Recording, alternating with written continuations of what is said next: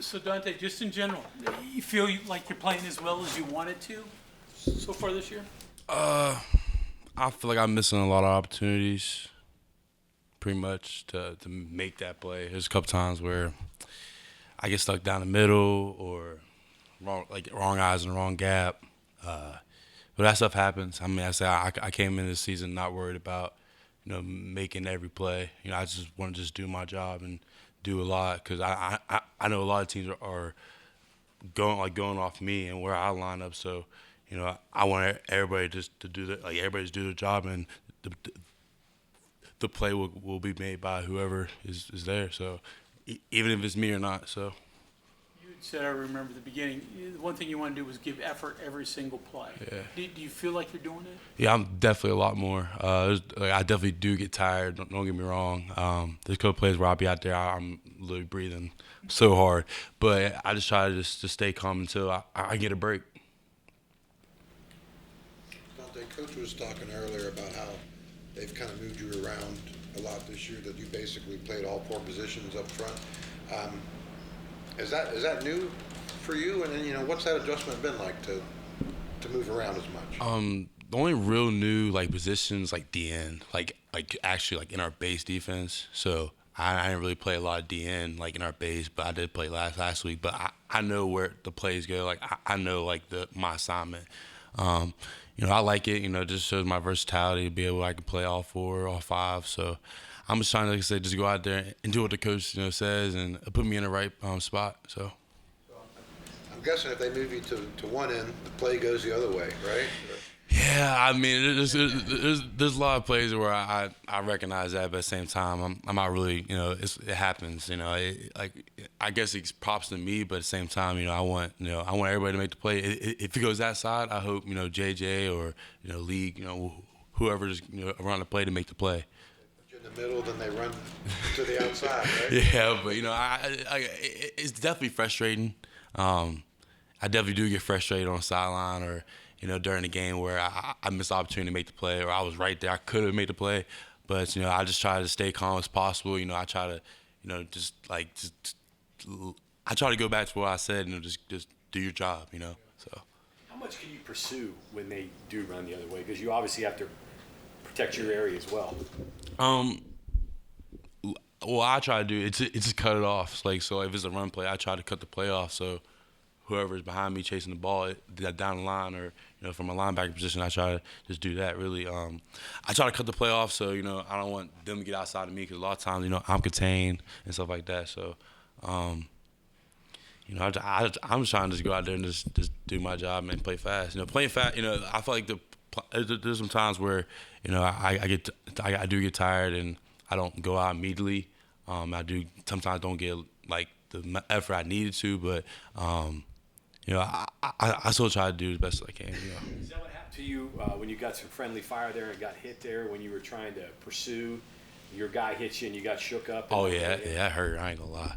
I literally thought my whole chest was caving in. But you didn't even feel it. I mean, you I didn't was even see him, right? No, well, I seen him, but I just didn't expect him to go down. I thought I was gonna just touch him or whatever, but yeah, it definitely hurt.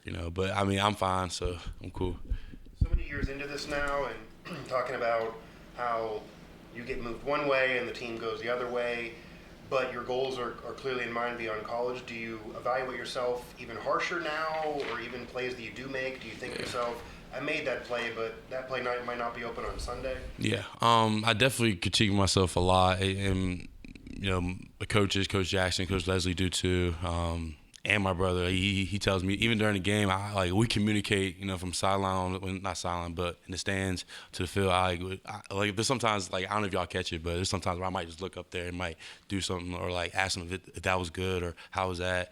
I always want feedback. If anything, if it's a good or bad play, I still want feedback no matter what, just because I just want to learn from my mistake and just try to do better next time. You have maybe more one-on-ones with Coach Leslie? Yeah. I talk to Coach Jackson and Coach Leslie all the time, and it's really how teams are protecting and stuff like that. So I just try to, like I said, I'm just going out there and I'm just doing what the best I can do for the team. That's all. I imagine that it also helps with any frustration of well, what could I do here? Because they're scheming against me and they're going the other way. When I'm put Yeah. here, I'm sure they're telling you, hey, that's not going to be an excuse at the next level. You can Yeah, still make it right, back. exactly. Yeah. I mean, yeah, at next level, that ain't an excuse. I mean, it ain't an excuse now. I'm not trying to make it an excuse. I'm just, like I said, I'm just doing my job. If the play goes the other way, I can't really do anything about that, so. You mentioned taking advice from or conversation with Darius. How during the game, from the stands, signals or Like, voice? me and him got our own language, and like we understand each other without even really saying anything. So he might just be like, stay low, or he might be like, that was all right, or like just go, go and stay low. There's certain things that we say to each other, or like, on the sideline, I might come off the field, he might just say like something quick. So, but other than that, after the game, I watch film. We watch film together. So, You watch together. Yeah. Watch together. Yeah. What's it like having your brother support you like that? I mean, it's a. Yeah, I mean, I love it. It's definitely, he's definitely frustrated with what's going on in his career right now. He wishes he was still, somewhere playing, but he enjoys it. I mean, I enjoy it. It's someone to talk to when you go home and ask them questions and how you did, and just have someone there to just chat with. If you had a good or bad game, have someone to go home and talk to and get advice from. What advice do you give him as far as his career goes? I mean, I know you haven't experienced it yet, but. Yeah, I mean, just as keep your head down, just because he works out every day still. Like he's still on the grind, so. He has a couple opportunities, like after the season maybe, but that's just it's just how it is, business. So and like he's preached to me over and over, it's business. So no matter how good, if you're injured, it can happen to anybody.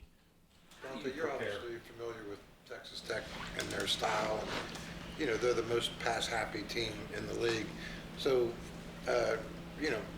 is there anything unique, to trying to defend that, the pass rush style? I mean, obviously they pass more. I mean, creates opportunities there. I mean, Yeah, heavy pass. Like I said, the last game I was talking about out there, I think they ran like 108 plays, 109 plays, and that's the most I've definitely played.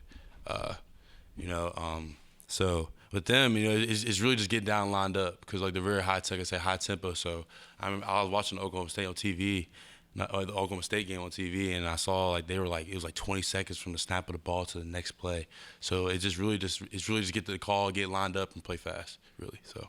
I was going to say, I mean, how do you prepare yourself for that tempo? I mean, you've obviously faced it before. What do you tell your guys? Just be prepared. Like if there's times out there where you're gonna be really tired, but it's next play. It's very fast. Not a lot of time for thinking. You can't be out there wandering around like, oh, is it like this play's gonna happen, this play's gonna happen. So you gotta get lined up and do your job. Dante, walk me through the anatomy of a blocked PAT field goal. Do you see it in tape to begin with, that maybe they're a little light in a gap, and when you shoot it, what happens? Go through the whole thing. So during the game, I was getting frustrated myself, not because like when I go to the game, I do want to make them game changing plays and that spark. During I wasn't doing that, and then but I noticed like for first PAT, he held me. Second PAT got a little lighter, so it started to get really like he wasn't like wanting to block. So like. So that last one, I just got, they scored, so I got mad, and I was just like, listen, like, I got to do something. So, I just did best I can, tight, and got it. So, yeah. You know when you slipped the gap, you had a Yeah. good chance at Yeah, I knew. Yeah, I knew as soon as I like got through and like being able to like get the leg that usually I don't get through. I knew. Yeah. How many times you been out here to Texas Tech? It's my third time. Yeah, so 18, 20, and this year. Do you have any advice for your guys? I mean, it's a different environment. Windy, Yeah. the whole deal. It's definitely the locker room's horrible, but but at the same time it is like I'm not saying it has to be perfect because it's a away team's locker room, but just go out there and it's really just start fast. If you let them get going and get a flow and high tempo, it's gonna be hard to stop. So if we stop them on first, second down, I feel like it's a high chance of us winning the game. Do you feel any extra sense of motivation off the recent losses to Texas Tech? Yeah. Kind of wanting to cap things off with getting a dub? Yeah, I don't think I haven't beat Texas Tech, so I definitely want to beat them from my last year. That's for everybody, but for Texas Tech, that's I definitely have my mind on this game. Dante, do you feel like you're being double teamed more this year? And then, is there an art to handling a double team? Because 2-on-1, I mean, in real life, that's not a fair fight. Yeah, there's a lot of ways. There's if it's during the run, you gotta beat the guy in front of you first, and you can't worry about the second guy. There's a couple times where I would turn too early for a double team, and he would overget me, turn me, stuff like that. So it's really about pressing and lock peak and pressure. It's definitely hard. Like, it's harder than what people think. Like, 'cause people think it's it's really easy, but there's 350, there's 340. You don't know how much guys weigh. So I can't use that as an excuse. But like at the next level, it's going to be harder. So I just got to find ways this week in practice to improve that. So. Are you being double teamed more this year? Do you feel? Or? Yeah, but I can't. Like I said, I can't worry about that. I just got to try to just do my job and play as fast as possible. You were pretty active at the end of the game. How much that has to do with just the momentum for you or for the defense from the block PAT? I feel like like at first I didn't realize like what was going on when I blocked it, because I was just like, oh crap, where's the ball? But once we scored and I realized like I feel like, and I saw our bench, I feel like we were very like up again. 'Cause after they scored, I feel like everybody was just like, oh dang. But like after that, I wanted to make a play in the situation, so I just I did the best of my ability, and then it happened. Did it help you the rest of the way? Yeah, because I knew like at that point, like, because I feel like once I make a play, my own, I feel that I get that energy in myself that I feel like I can go out there and just and run around. So. Thank you, Dante. Sure.